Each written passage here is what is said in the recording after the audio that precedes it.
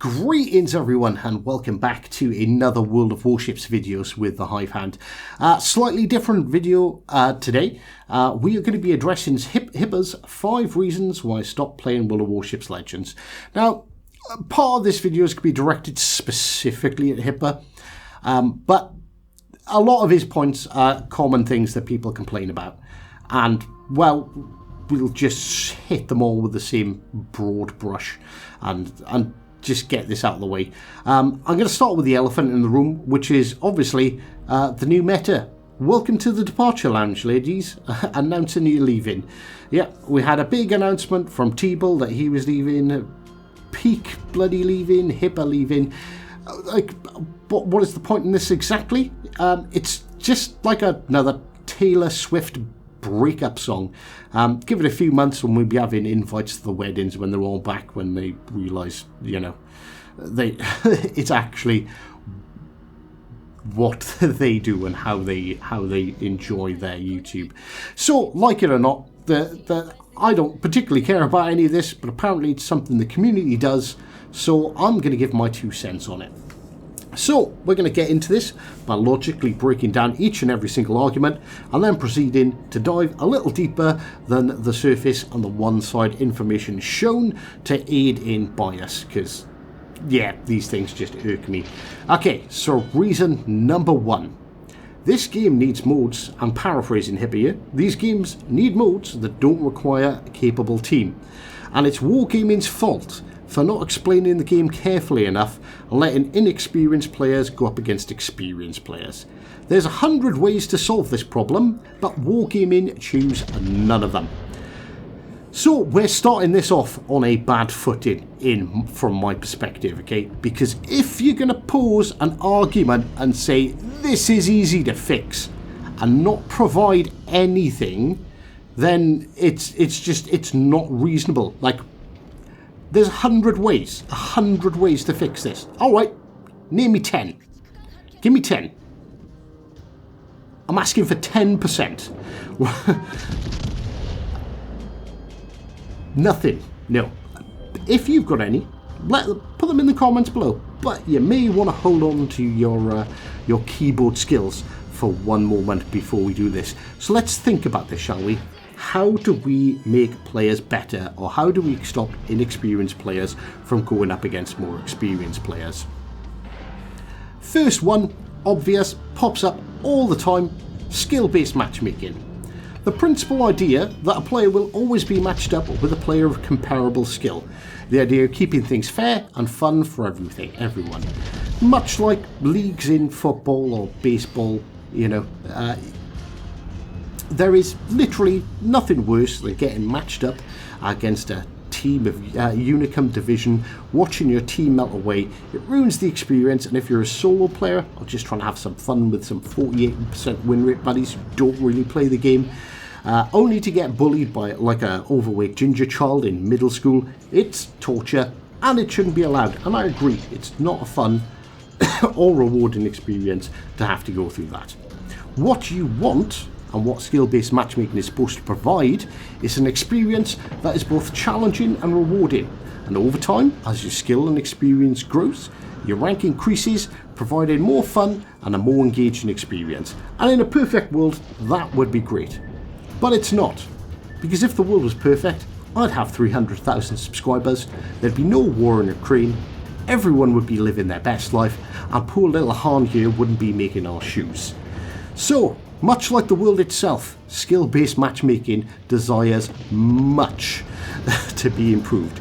It turns competitive games into boring, unrewarding matches for everyone involved. So why is it so bad?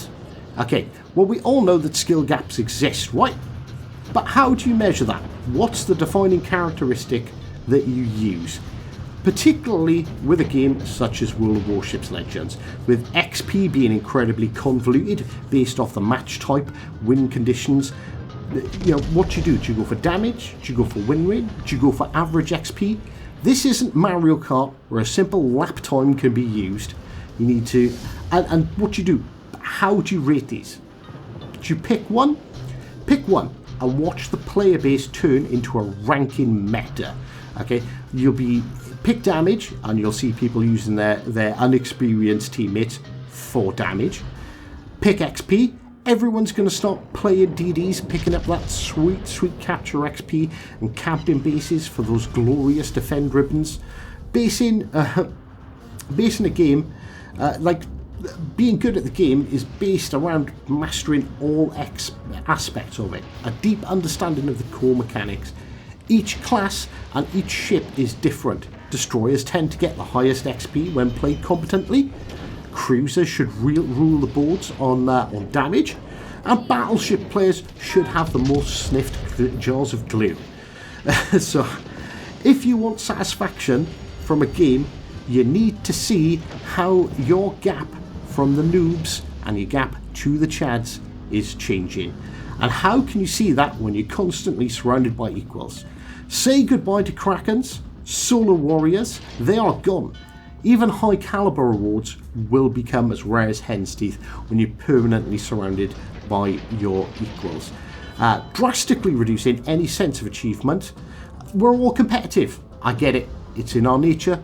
Everyone wants to be the best, which is why I don't play golf. You can't judge me if I don't swing. Okay, the true test. The true test of a gamer is the difference between their skill floor, their starting point, and their skill ceiling. Okay, we all have limitations, but skill-based matchmaking shuts that gap down to predetermined parameters. It doesn't matter, and there's other things, like it doesn't matter how good a battleship player it is. You could be the greatest Yamato player in the world. A semi-skimmed kamikaze player will ruin you in a 1v1, obliterating any chances for you to improve. So, skill-based matchmaking is just bad. It doesn't allow you to see any progression you've made. It doesn't allow you to come up against more competitive players and learn and take in that experience. So, yeah, skill-based matchmaking is out, okay?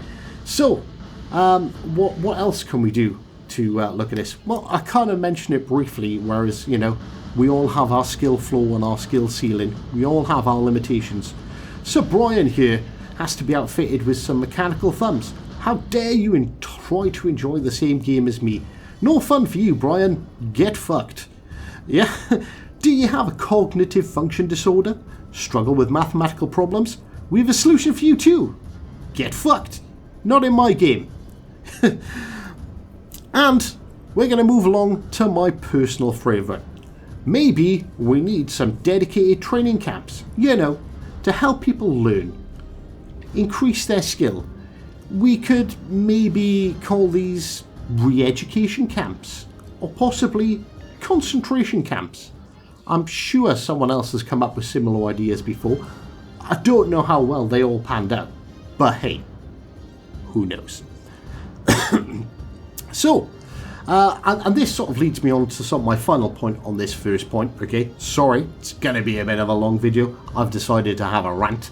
I don't know where you position yourself on your own skill level, whether it's be HIPAA or anyone else complaining about bad people. But to be brandishing people as bad, you must think you're at least good. And if wargaming is intentionally not caring about how to teach people to get good, how did you get to the position to be able to belittle others, to demand that they get on your level? Obviously, it's possible to achieve it. There is every available tool out there, unless you're some sort of superhuman that has the ability to understand the in-depth game mechanics far better than anyone else could, and it's, you know, purely down to genetics, then everything is there. So how do you force someone to be better? I know players out there that put my skills to shame, and I'm a damn good player. I can't believe wargaming has taken people like JC Plays, Bravo Foxtrot, D-Ribs, Mark 8K White off to specialist training camps to ensure that they're better at the game than me.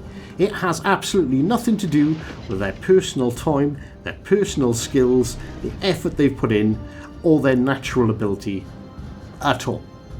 Yeah, and anyone worse than them should get fucked. Get out of the game. which would include me and Hipper, in all fairness, because neither of us could compete with those two not on a consistent level, those lot on a consistent level. And then we go back to, of course, the same old adage, nobody ever complains about bad enemies.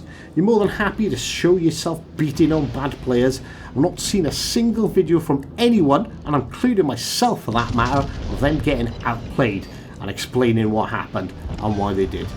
And so, out of the 100 ways you can think of, I can't think of any more. I can't think of one single good idea that will somehow turn this game into the utopian world required for everyone to be able to play with you. And or anyone else for that matter that complains about the skill level of players in this game. So we are going to officially put that in the trash bin. That's debunked. This is nonsense. Stop blaming developers for people's own innate choices and abilities. Get a grip. On to reason 2. Damage focus. Apparently, all the new and existing commanders are damage focused, while showing a perk that increases accuracy and lowers chances of citadel hits, which is a big pointer for damage. This apparently pigeonholes the game into one way of playing, and that is stacking damage focused skills, mentioning that the New Jersey has up to 20% extra damage and cruisers have an extra fire chance, whilst showing AL Chapayev with a 50% reduction to fire chance but a 10% increase to PG damage. It pigeonholes everyone into playing sniper builds in battleships, focusing specifically on the American battleships. Well, ladies and gentlemen, could we get into any greater cherry picking of data and information here, which doesn't even actually correlate to the whole point that he was trying to make in the first place? What about Einstein, Ingenious, Full Speed Ahead, Sponge, Acoustic Chamber, Montpellier? Justinian Lyons has a 50% damage reduction whilst running DamageCon. Azuralina Zuma has Fortification before it's too late, Steer Clear, Haruna, Floating Fortress, William Tennant, Core Values, Fly Spotter, before it's too late, Sponge, Graph Spee, Pocket Battleship, Ghost, Fortified, Steer Clear. The list goes on and on and on. We have how many commanders in this game? And if you can honestly say everyone is pigeonholed into damage builds, and you can, it took me 30 seconds just to think of those examples, when you can see the multitude of options, and it's like saying that and you're saying that specifically when your sole focus in the game is agile builds. Okay, so maybe I see the issue here. You don't have the option to cause damage and to kite. You can't have both, which provides variety. I remember Hipper's Duca de Costa video. You couldn't get a fast enough rudder, so you sat behind an island, said it was useless, completely missing its ability to tank damage, how fast it was and its ability to flank. You pigeonholed yourself, and that's fine. Play how you like, but complaining because the game doesn't offer you an agile Vladivostok or a kiting Bismarck option so everything fits your style is just redundant. You want to remove the diversity, you want to remove the uniqueness of everything so it fits yourself. I think we've officially debunked this. This is a moot point. I just can't be bothered to hurt my brain thinking about this anymore. Reason 3. What? Worcester, if you pronounce it correctly, having silly ships, having high DPM, a 32mm bow and a radar, and other ships like Des Moines, with good players being able to win 80% of their battles in ships like this. Wait, can we refer back to the first point where you complained that the game needs game modes where you don't need capable teams, but now you're saying that they're ships that can win 80% of the battles? This would appear to be what we call a contradiction, ladies and gentlemen. Okay, so that was a tangent. But the contradiction was so big, I just couldn't ignore it. Yes, Worcester has a 32mm bow and great DPM, but you can't use both simultaneously. And to use its radar, you need to get close and expose your ship. It's swings and roundabouts. For example, who wins between a Worcester and a Conqueror? With the heals and the HE that the Conqueror has, the Conqueror should win every time. Is the Conqueror OP? No, it's massively weak to Yamatos and pretty much every single DD in the game. This is how you get diversity in gameplay. Everything has a counter and player skill determines the outcome. I have a 70% win rate in Tiger 5-9. I play it solely. I've played like 100 and odd battles in it. Most people say the ship is trash, so either I'm the greatest player that ever lived, or, as you agree with me, the ship is amazing. It's misunderstood, despite its low DPM and battle influence. This is the diversity in the game. It's not an overpowered ship, but it wins, if you play it right. And the same goes for pretty much everything. So, yes, I will agree, there are some ships that are stronger, some ships are weaker, and that's fine. I can't really think of any particular ships that are just outright overpowered. There are very good ships, and there are some very bad ships, and most sit in between. You can argue that with me in the comments below. I'm happy to take on board anyone else's opinion. That's fine. Let's crack on, shall we? Reason number 4. The Bureau is stupid. It makes me play ships I don't want to play, and I'm too busy. It made sense at the beginning when legendary ships were introduced, but still to be using it 3 or 4 years later is ridiculous, and it allows inexperienced players to get legendary ships without any effort.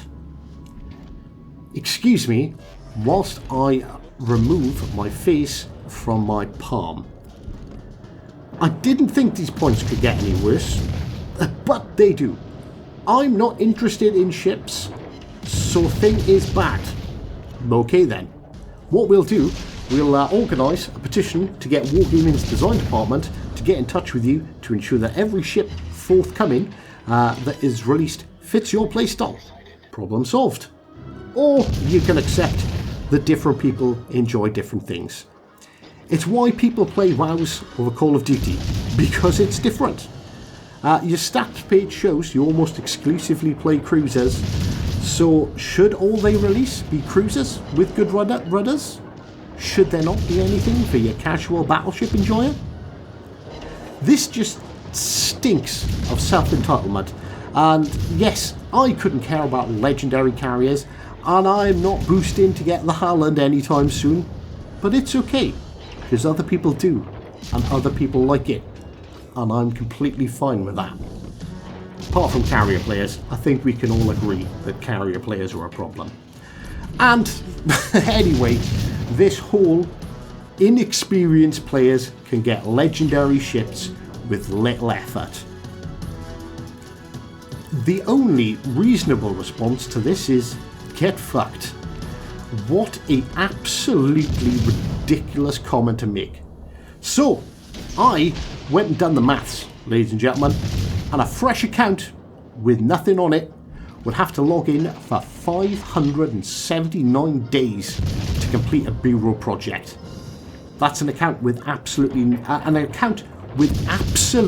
everything. They've unlocked all the commanders, leveled up all the commanders to the required level that they're needed, have every single ship available, would take 57 days on and 35 days using full boosters. They are not inexperienced players if they have everything already to meet those requirements. Taking into account the newer projects as well require 3 specific ships from that line to get past specific gates. I would truly love to know how anyone could classify this as inexperienced or little effort. It's nonsense. You can't have the ships, the commanders needed without the experience. You could be as bad as the game as you like, for sure. That's fine.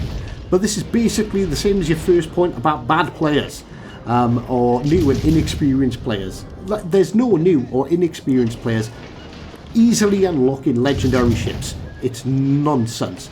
And the next person who says this should be required to have an IQ test before allowing to go on the internet ever again. So, the main reason for Hipper leaving the game is there's no diversity to the game, pointing out that there's legendary mods are all focused on damage or range, and then he rattles on about meta builds in Diablo, suggesting that nothing else matters and you must play the meta and everything else is pointless, and how he's expecting a legendary rudder mod, which we still haven't got a year later. And his requirements was he wants 25% less incoming dispersion for going over 35 knots, or 200 meter better torpedo detection if you have a rudder under 2.5 seconds, or a 20% faster capture rate. Now, is it just me, or do these sound like absolutely ridiculous demands? There is no legendary mod that can increase your dispersion by 25%. The maximum is an additional 10% reload or 25% reload to your main battery. Okay, and I can't remember what the range one is, to be honest with you. I can't be bothered to go back and check. Now, you can get 25% better dispersion, but it requires a full commander build and inspirations specifically around lowering your dispersion. So you think it's fair and reasonable for a single mod to negate an entirely maxed out build with 0 negatives? Hello? Anything? No, it's just the reeking of entitlement, and everything should be focused around what I like, what I do, how I want it done. Like, you're already using a rudder shift build. You're already doing over 35 knots, and you want people to not be able to hit you, basically making your ship and the style you play unbeatable. That's what you want. The only way you will be happy is if you can be so overpowered that nobody can beat you. Do you know what this would create? Do you know what this would cause? Every single person in the game would be switching to high-speed, kiting, rudder shift build cruisers, and basically the map would look like some 16-year-old boys just spaffed over it, and you'll just have these little swimmers wiggling off to the map border in every single direction. It is a horrendous idea, and I honestly hope anyone at Wargaming does nothing but laugh repeatedly at such a ridiculous request. So, he does end the video saying he may come back if it gets rolled out on mobile when we get an influx of new players, after complaining about new and bad players right at the start of the video. Well, I don't think I could actually provide a reasonable rebuttal to that without getting banned off YouTube. So, anyway, that's it. I'm done. I've had enough of this nonsense. I'm going back to sinking ships in my Plymouth. I do hope you enjoyed. And of course, until next time, take care.